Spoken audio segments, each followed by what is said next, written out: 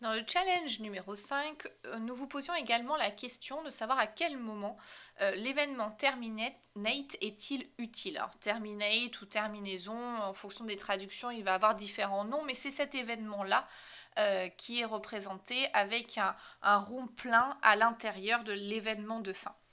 Alors, l'événement terminate, on peut aussi le nommer un peu plus familièrement un tueur de processus. Pourquoi? Parce que si jamais, à un moment donné, un jeton arrive sur cet événement-là, il met fin à l'ensemble du processus. Peu importe si un autre jeton est encore en train de se promener dans le reste du processus. Alors, il y a des fois où, dans tous les cas, il fait jamais de mal, mais il y a des fois où il est utile, des fois où il ne l'est pas. En tous les cas, il faut bien comprendre son utilité, ne pas l'utiliser partout, parce que vraiment, si un jeton arrive dessus, le processus est terminé, peu importe s'il se passe d'autres choses en parallèle.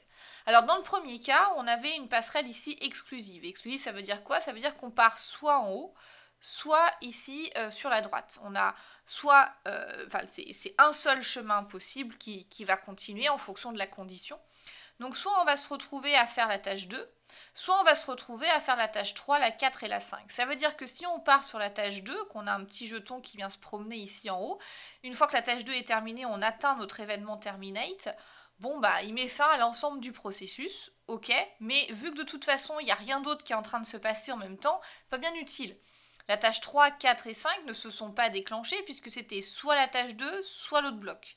Donc si on part sur la tâche 3, le jeton va s'exécuter de ce côté-là, tâche 4 et tâche 5, mais on n'ira pas sur l'événement terminate puisqu'on n'ira pas sur la tâche 2. Donc dans ce cas-là, c'est inutile. Dans le deuxième exemple, par contre, on a donc la tâche 1 qui va enchaîner ici soit la tâche 3, soit la tâche 2.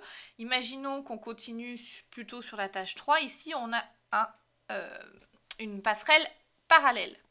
Et donc la passerelle parallèle, elle va générer deux jetons pour exécuter simultanément les tâches 4 et les tâches 5. Donc ces deux tâches vont s'exécuter. Imaginons que la tâche 4 se termine avant la tâche 5 et donc le jeton va arriver sur cet événement terminate. Et comme on a dit que c'était un tueur de processus, il termine tout ce qui est en train de se passer et donc tous les jetons qui sont éparpillés à droite à gauche dans notre processus vont également se terminer. Donc notre tâche 5 qui était en cours, eh bien, elle va se terminer, elle va s'interrompre. A l'inverse, si jamais la tâche 5 se termine avant la tâche 4, à ce moment-là, le jeton va venir se finir ici dans l'événement de fin qui est neutre, et donc ça ne met pas fin à la tâche 4 qui va continuer son exécution, et ensuite quand elle arrivera sur l'événement terminate, bon bah là il n'y aura pas d'utilité puisque la tâche 5 sera finie. Mais dans le cas où la tâche 4 se termine avant la tâche 5, le terminate ici a un intérêt. Ce qu'il faut donc voir, c'est qu'il y a des cas dans lesquels c'est utile, des cas dans lesquels ce n'est pas utile. Par contre, il ne faut pas les mettre non plus n'importe comment, en se disant, bah de toute façon, vu que c'est pas grave, vu que même si je le mets et que ça sert à rien, c'est pas grave, il faut quand même savoir comment l'utiliser. Parce que là, pour le coup, ça sert. Mais si vous voulez pas que quand on termine la tâche 4, ça termine la tâche 5, eh ben, il ne faut pas mettre de terminate. Donc dans certains process, moi je l'ai vu assez régulièrement parce qu'on aime bien l'événement terminate, il se voit bien.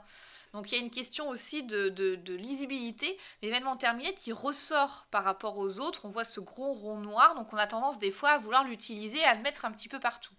Imaginez, là on est dans des petits process, mais imaginez un très gros processus avec un chemin qui part avec une suite d'activités dans un service et un autre chemin qui part avec une suite d'activités dans un autre service et vous mettez à la fin des événements terminate. Ça veut dire quoi? Ça veut dire que lorsque le chemin d'un des services va arriver à son terme, eh bien ça va mettre automatiquement fin à ce qu'était en train de faire l'autre service.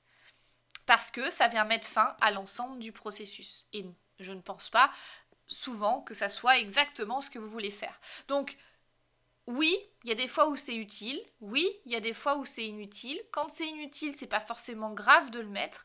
Par contre, attention que ça soit quand même bien ce que vous voulez écrire parce que ça peut avoir des conséquences importantes.